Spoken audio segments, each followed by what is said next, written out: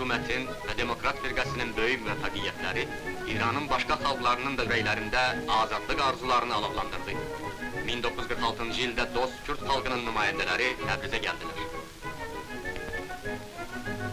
Kürdistanın böyük demokrat xadimi Qazi Məmməd nümayəndələrə rəhbərlik edirdi.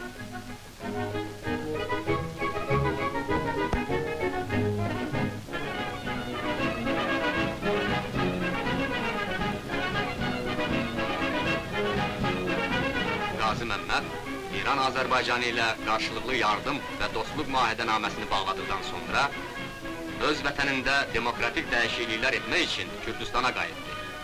Qazi Məmmədin adı Kürd xalqı üçün azadlıq və milli istiqlaliyyət mübarizəsinin rəmzi idi. Bu şəxs Kürdistanda hamının sevdiyi və möhtərəm saydığı bir simadır.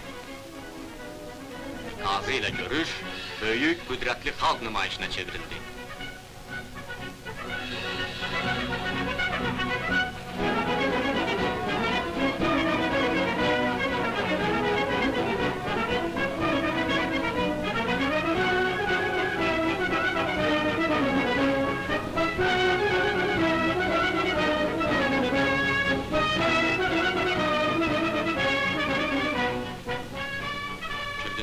Hərbi qüvvə komandiri General Məmməd Hüseyn xan.